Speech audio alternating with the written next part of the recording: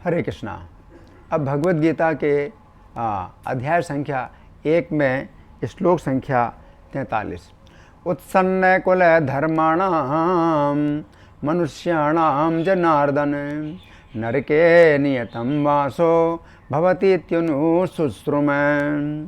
अब यहाँ पर अर्जुन कह रहे हैं कि हे कृष्ण, उत्सन्न कुल धर्माणाम, तो जिनका कुल धर्म नष्ट हो गया है ऐसे लोगों को जो है क्या होगा, नरके नियतम वासो, नरक में निश्चित रूप से निवास होगा।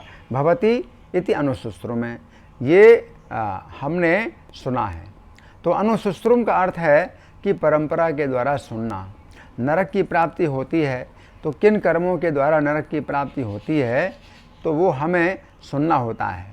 तो लोग जब नहीं सुनते हैं, परंपरा के द्वारा नहीं सुनते हैं, तो लोग सोचते हैं कि नरक नहीं होता। लोग सोचते हैं कि नरक एक कल्पना है, नरक कुछ नहीं है, इसी जीवन में ही नरक है, स्वर्ग है। लेकिन ऐसी बात नहीं है। नरकों का वर्णन श्रीमद् भागवत के 5वें स्कंद में बहुत विस्तार से बताया गया है कि किस प्रकार के कर्म के द्वारा व्यक्ति को किस प्रकार का नरक प्राप्त होता है। तो एक जो नरक है वो कुंभीपाक नरक है, जिसमें एक बहुत विशाल कढ़ाई होती है जिसमें तेल भरा हुआ होता है, और कढ़ाई के नीचे जो अग्नि होती है प्रलय काल की अग्नि जैसी प्रज्वलित अग्नि होती है जो कि तेल को गर्म करती है। और तेल जो है इतना उबलता है कि वो उछलता है, और उस तेल में पापी व्यक्ति को डाला जाता है। और चूँकि उसको यातना शरीर प्राप्त होता है तो वो शरीर नष्ट नहीं होता है, लेकिन यातना बहुत भोगता है। तो इस शरीर के द्वारा अगर हम ऐसी यातना प्राप्त करेंगे तो हमारा शरीर नष्ट हो जाएगा। परंतु उस नरक में, कुंभीपाक नरक में, व्यक्ति को तपे हुए तेल में, उबले हुए तेल में, उबलते हुए तेल में डाला जाता है तो वो बहुत चिल्लाता है, बहुत कष्ट का अनुभव करता है और अपने पापों को बताता है अपने मुंह से कि मैंने ये पाप किया, इस कारण से मुझे ये कष्ट प्राप्त हो रहा है। तो इस प्रकार के नरक, 28 प्रकार के नरक तो सुखदेव गोस्वामी बताते हैं, लेकिन नरकों की संख्या तो और भी बहुत ज़्यादा है। तो ये नरकों की जो स्थिति है तो वो निश्चित रूप से वास्तविक है, और जो व्यक्ति पापी होता है तो उसको शरीर छोड़ते समय दिखाई पड़ते हैं ऐसे लोग जो उसको ले जाने के लिए आए हैं। उसके गले में वे पास बांध करके उसके सूक्ष्म शरीर को स्थूल शरीर से खींचते हैं।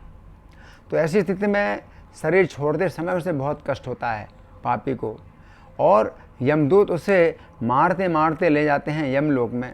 तो ऐसे रास्ते से ले जाते हैं जहाँ पर सूर्य का ताप बहुत होता है और नंगे पैर पापी को चलना होता है, और बालू भी बहुत तपी हुई होती है, और रास्ते में वो प्यास के कारण बेहोश हो जाता है, लेकिन उसको पानी नहीं दिया जाता है और मार मार करके उसको फिर खड़ा किया जाता है और इस प्रकार से चलाया जाता है। और यही बताया गया है कि 99,000 योजन का वो रास्ता होता है और पापी को इतने बड़े रास्ते में चलना होता है। तो नरक है, और अर्जुन जब कह रहे हैं कि अनुशुश्रुम है कि हमने परंपरा के द्वारा नरकों की यातनाएं सुनी हैं और नरक जो प्राप्त करते हैं ऐसे लोगों के बारे में सुना है, तो हमें शास्त्रों से ही इस चीज़ का ज्ञान प्राप्त होता है।